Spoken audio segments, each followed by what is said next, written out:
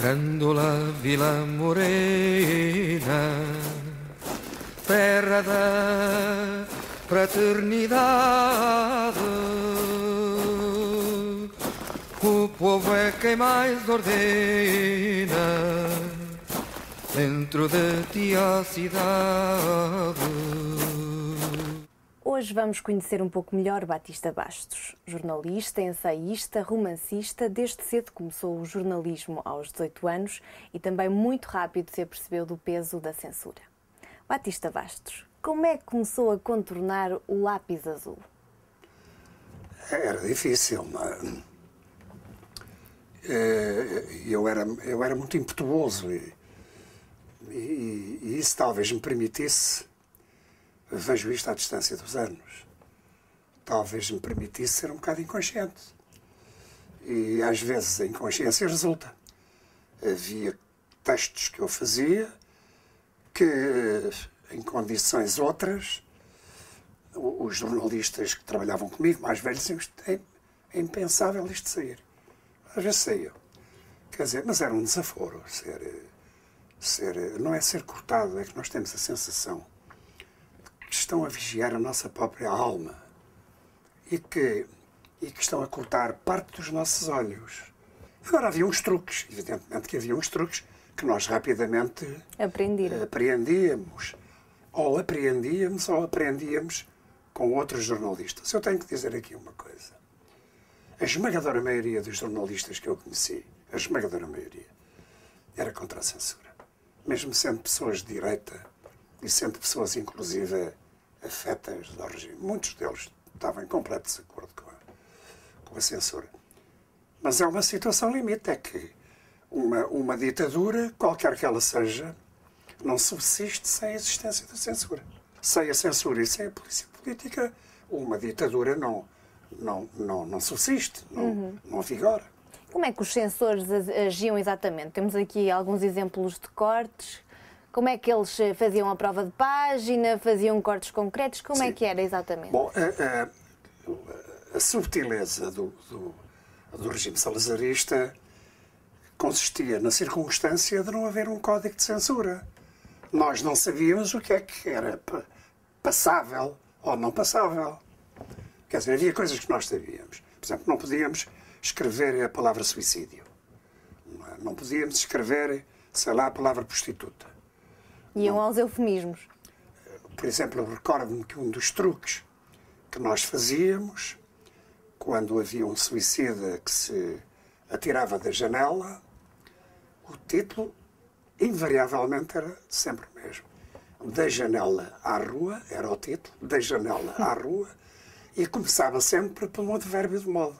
E, inadvertidamente, caiu da janela e estatelou-se no chão. Mas toda a gente já percebia, já era um código jornalístico, que aquilo queria dizer que a pessoa se tinha suicidado. As pessoas não se habituam, não é? As pessoas resignam-se. Okay. Sabe que o ser humano, ao contrário do que se presume, não se habitua. Resigna-se. Há apenas uma coisa a que o ser humano se não habitua e se não resigna. É a solidão. Mas você não se resignou. Eu e outros, não fui só eu, quero dizer. Porque eu era muito espirra, canivetes. Eu venho dos bairros, não é? Venho dos bairros populares. E contatei muito cedo a miséria, a fome, o desemprego, a desesperança, sobretudo, não é?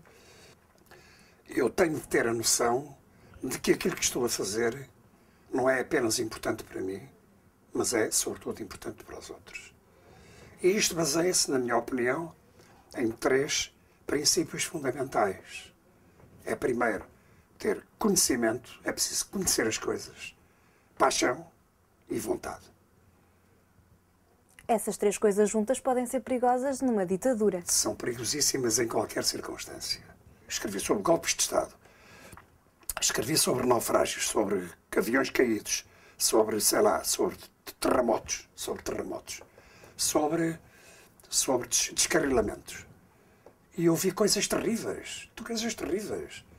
Como é que eu não posso transmitir isso? Como é que eu posso escrever de tal forma afastado das coisas que não transmita a dor que os outros estão a sentir. Mas no Estado Novo não podia transmitir, senão era censurado. De outras maneiras, fazíamos de outras maneiras. Por exemplo, eu recordo-me de um naufrágio na Nazaré. Eu era muito miúdo, estava no século, tinha para aí 19, 20 anos, quando muito. E assim fui para a Nazaré. E o que é que eu vi pela primeira vez? O que eu vi logo? Bom, vi as mulheres todas de negro, que era uma coisa, parecia uma coisa de tragédia grega, não é? E um barco cheio de pescadores, o mar estava caixão, como eles diziam. Quando as águas vinham para cima, as mulheres atiravam-se ao mar, dezenas de mulheres, todas vestidas de negro, dezenas. A praia parecia o cor das carpinteiras gregas, sabe? Era um vozear estranhíssimo e terrível. E dezenas de mulheres atiravam-se para tentar puxar o barco. Estavam ali a 5 metros da praia, não é? Era impressionante aquilo. Mas o mar regressava outra vez e atirava o barco outra vez para longe. As mulheres voltavam para trás, à espera que o mar puxasse o barco outra vez, e atiravam-se todas para puxar o barco. Tiravam umas cordas, entretanto, etc. Bom, e isto era acompanhado de um diálogo terrível. Porque era, sei lá, assim, oh Maria, eu estou aqui, não desistas, não sei o quê. Oh António, fala para mim e tal. As mulheres a falarem para os maridos e para os filhos que estavam lá no barco. Epá, isto foi mais de uma hora. A páginas tantas, lá conseguiram agarrar o barco. E é, de facto, um momento impressionante. Comovente. E então elas puxam o barco e há um homem que diz isto. Já está o barco na areia, não é? E há um homem, e há um deles que diz assim: mulheres, cheguem para lá que nós estamos como viemos ao mundo. Estavam todos nus. Quer dizer, com as chapadas da água, a água tinha-lhes arrancado as roupas, não é? Aqueles homens, 10, 15, não sei quantos homens. Bom, meio que a reportagem começava assim: mulheres, cheguem para lá que nós estamos como viemos ao mundo. É claro que foi tudo cortado. O que é que, no fundo, como é que era isto de forma... Corremos o risco de ser redutores, mas como é que era ser jornalista durante a ditadura? Era muito difícil. E havia várias censuras, não é? Porque, por exemplo, a partir da Guerra Colonial de 61, nós temos de mandar 5 jogos de provas para as diversas censuras. Era para a censura do Exército, para a censura era do Exército, da Marinha e a outra são os três, da Aviação, não é? Tínhamos de mandar, mas que nós não sabíamos o que era cortado ou não. Mandar para a censura habitual e para o diretor do jornal, que também exercia a sua censura. As funções de censura. Bom, não sabíamos o que era cortar, por exemplo.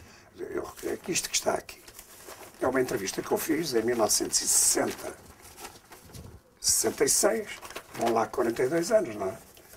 Com o Carlos Lacerda. O Carlos Lacerda era um político brasileiro afeto ao regime fascista. Quer dizer, ele próprio era se não era fascista, era criptofascista. Bom, cortam isto, não estamos reunidos contra ninguém, estamos reunidos a favor do povo brasileiro. Disse Carlos Lacerda, a propósito do encontro afinal possível. Encontro em Lisboa, afinal possível, que era um encontro com o Juscelino Kubitschek de Oliveira. Como é que a gente pode? Não sabemos. Porquê é que se corta isto? Por exemplo, isto na Áustria, com a Sandy Shaw, não é? A cantora inglesa. Os cortes são absurdos. Quer dizer, disse que ela cantava descalça. Quer dizer, não queriam Eles cortavam o facto de ela cantar descalça. Pois era assim. Cortaram isto. Agora, aqui estão os plebeus de 16 países. Porque eu dizia, antigamente nesta sala moviam-se hieráticos, nobres, seguros, os Habsburgos. Pois agora, aqui estão os plebeus de 16 países que falam alto, que façam as câmaras, os nichos, os lugares secretos, indiferentes a um passado perdido nas brumas do tempo, diferentes cada um deles ao seu próprio futuro. Isto foi cortado, não se percebe. E dir-se, mas os censores eram burros. Não eram nada. Quer dizer, isto é... Eles detinham um poder absoluto.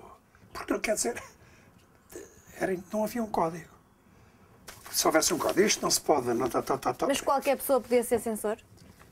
Não, era só, sobretudo militares, não é? Depois houve também alguns censores para os espetáculos, para espetáculos e para peças infantis. Um dos quais era o Monsenhor Moreira das Neves, não é? E outros que havia. Chegou a conhecer algum? À distância, à distância. Eu não aperto a mão a canalhas, sabe? Eu não aperto a mão a um delator. Seja ele de direita ou de esquerda, não gosto de delator. Foi perseguido pela PIDE? Não, não fui perseguido porque tive sorte, não é? E fui expulso do século por motivos políticos, não é? Como é que foi essa história? Estive envolvido na Revolta da Sé, que é historicamente o que antecede aquilo, o 25 de Abril. Não é? Quer contar-nos um pouco mais da Revolta da Sé? Sim, a Revolta da Sé é uma conspiração, digamos, organizada por grupos de católicos progressistas. A Revolta da Sé, que é de 11 para 12 de março de 1959, é na decorrência do vendaval Humberto Delgado, que é em 58. Não é? Bom, e então havia várias pessoas que estavam metidas nisto, muitas mais do que aquilo que eu supunha, e que depois são algumas pessoas de facto muito importantes, não é? Na sociedade portuguesa. E eu fui aliciado pelo Urbano Tavares Rodrigues, que me perguntou, tu queres te meter nisso? Ele aqui há tempos contou isso publicamente. E acho que eu disse logo com grande entusiasmo, já. Eu já não me recordo, foi há muitos anos, não é? Mas foi logo. Qual era a minha missão? Era abrir as portas do século. Como eu tinha relações privilegiadas com os tipógrafos, organizar ali uma resistência tipográfica, a revolução ia para a rua e o século estava ao serviço dos revolucionários, enfim. E aquilo gorou-se e eu tinha tentado aliciar várias pessoas. Todas elas disseram que não, estranhamente. Estranhamente, porque aquelas que eu aliciei, evidentemente, eram pessoas desafetas ao regime, não é? Mas tiveram medo? Tiveram medo. E depois eu fui denunciado, não interessa por quem, já morreu. Já. Porquê é que eu não fui preso? A PIDE foi logo ao século saber porque é que eu tinha sido despedido. O meu despedimento do século não causou na época uma certa estupefação, digamos assim, porque eu era muito conhecido já, porque eu escrevi no século Estrado também, uma coluna de cinema que era muito combativa, não é aquilo? Que não se limitava ao cinema. Sim, era Tinha alguma mensagem mais política. Aquilo era, antes de ser cinema, era uma tribuna política, não é? E eu servi-me do pretexto do cinema para falar em liberdade, coisas singelas, não era? E a PIDE foi lá. E os patrões disseram, ele tivemos que o despedir porque ele não mandou à censura, e era verdade, não mandou à censura umas fotografias do Fidel de Castro na Sierra Maestra. E devo dizer que ainda hoje estou grato. Todos eles foi um gesto que não estava à espera. Não estava à espera e hoje era completamente impensável. Vamos ao dia da Revolução. Há uma pergunta que eu queria fazer-lhe, mas não quero ser acusada de plágio e, portanto, vou fazê-la de outra forma. Onde é que você gostaria de ter estado no 25 de Abril? Olha, eu tinha sido convidado pelo Álvaro Guerra. Eu almoçava com o Álvaro Guerra, que nessa altura, depois morreu o nosso embaixador e tal. O Álvaro Guerra, escritor e jornalista. Trabalhava nessa altura o Álvaro Guerra na República. E nós reuníamos com um outro amigo e camarada nosso, chamado Álvaro Belo Marques, todas as quartas-feiras numa tabernita chamada O Andorinhas, onde comíamos muito bem e bebíamos melhor. Onde havia um vinho tinto que nunca mais apareceu em Lisboa. Bom, e a gente falava muito e tal, e um dia eu sabia que nós percebíamos uns aos outros, não é? E ele um dia disse, olha que está aí a preparar-se uma coisa. Disse-me isto em fevereiro, perdão, em novembro de 1973. Pá, está aí a preparar-se uma coisa. Há uns militares que estão reunidos e tal. De repente há o 16 de março. Eu preparava-me para...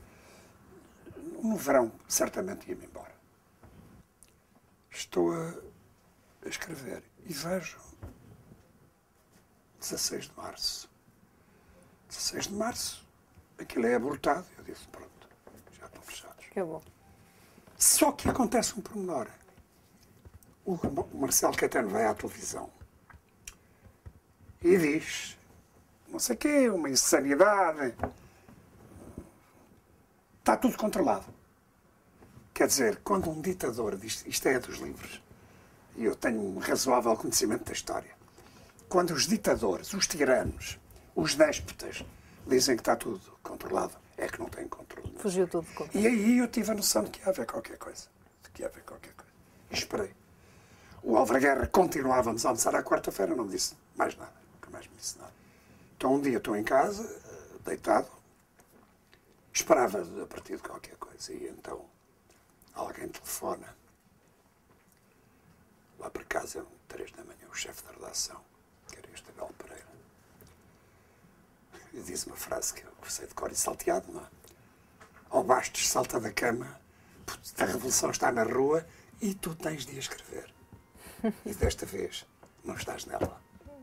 É a frase que eu sei, porque eu escrevi isto já várias vezes. E arrependeu-se de não estar nela, não ter aceito? Não. Eu fiz o que tinha a fazer para a revolução acontecer. Não é uma coisa pequena, como é que eu ia dizer, é um episódio muito pequeno na vida. Eu tenho uma importância muito relativa nestas coisas, mas alguma coisa fiz. Saio de casa às 3h30 da manhã, ligo a rádio do carro, eu morava em Alfama. Punha-me 10 minutos, 7 minutos, punha-me de Alfama, no bairro Alto. Ligo o rádio e já estava. Que o movimento das Forças Armadas não saiam de casa e tal. Bom, eu vi a rua. Quando vou atravessar aquelas ruas da Baixa, quer dizer, já estava aquilo com uma data de dezenas de pessoas no meio da rua. Às 2h30, 3 da manhã. E agora há histórias no meio disto que é uma coisa, são pequenos episódios. A gente teve praticamente 5 dias sem dormir, não é? Eu ia à casa, tomava banho, dormia um bocado, voltava para o jornal. O Diário Plá fez edições consecutivas, não é? E a páginas tantas, há o episódio do Lar do Carmo. E o chefe da redação perguntou ao contínuo, o chefe da redação, Fernando Teixeira, perguntou a um contínuo que se chamava o Sr. Lopes. Ó Lopes, já mandaste as provas para a censura? E disse o José de Freitas, Fernando, então tu não estás a perceber que a censura já foi para a puta que a pariu? Que eu acho isto. Mas esse mesmo homem, que era um homem de esquerda, quando eu lhe disse, Zé, o fascismo acaba de cair. Quando venho do Lar do Carmo, o fascismo acaba de cair. E ele está no fundo da redação. Não tinha almoçado. Ele, ao meio-dia, levantava-se imperturbavelmente, sempre a almoçar. Eu vejo as lágrimas dele a caírem pelos olhos abaixo. E a dizer assim, vamos lá ver. É coisas... E aí acreditou? Eu só acreditei. Era muito confuso, não é? Depois nós tínhamos obtendo informações de que no Norte havia uma grande coisa, depois o que é que se passava no resto do país. Embora se saiba que, evidentemente, a capital, sobretudo neste caso Lisboa, é que é habitualmente o centro decisório onde se resolve as coisas, que estão aqui, os ministérios, está aqui, bom, as sedes das instituições. Só a partir da queda da PIDE, que é o 28 de Abril, eu disse, bom, isto terminou. E a caça ao PIDE no meio da rua, que transformou-se num desporto quase requintado, não é? Andou atrás do PIDE? Não tenho vocação de polícia, eu, em circunstância nenhuma. Batista Bastos, a censura acabou neste momento? A censura acabou no 25 de Abril? Sim, a censura institucional acabou. Mas a censura nunca acaba, como sabe. Não é? Nunca acaba porque os jornais, mal ou bem, correspondem a interesses, têm donos, têm proprietários. Não é? Nunca há uma assim, nunca há uma total liberdade. Quer dizer, a conquista da liberdade é como a conquista da felicidade, da objetividade e da independência. É uma procura diária que nós fazemos o melhor possível, mas que nos escapa sempre. Mas é uma luta interessante, não é? E gira. Eu acho que merece. É o motor do próprio jornalismo? Acho que merece. Vamos lá ver. Uma redação é um paiol de malucos, não é? Porquê é que é um paiol de malucos? Quem tem é uma coisa de vedetismo. Ninguém pode fugir a isto. Cada um tem egos enormíssimos. Todos os jornalistas têm um grande ego. Sobretudo aqueles os mais chevronenos, os mais qualificados. Não é? A partir de uma certa altura ficam um bocado cheios de si próprios. Não é? É normal. Sabe o que é que eu detesto mesmo? Diga lá. É a modéstia exposta. As pessoas estão assim, com um ar, que é a pior das vaidades. Modesto só conheci um, que era um cantador de fados, chamado Modesto Maia. Batista Bastos, muito obrigado por ter recebido a CLP aqui em sua casa. Muito obrigado, meu. Grândola Vila Morena, terra da fraternidade.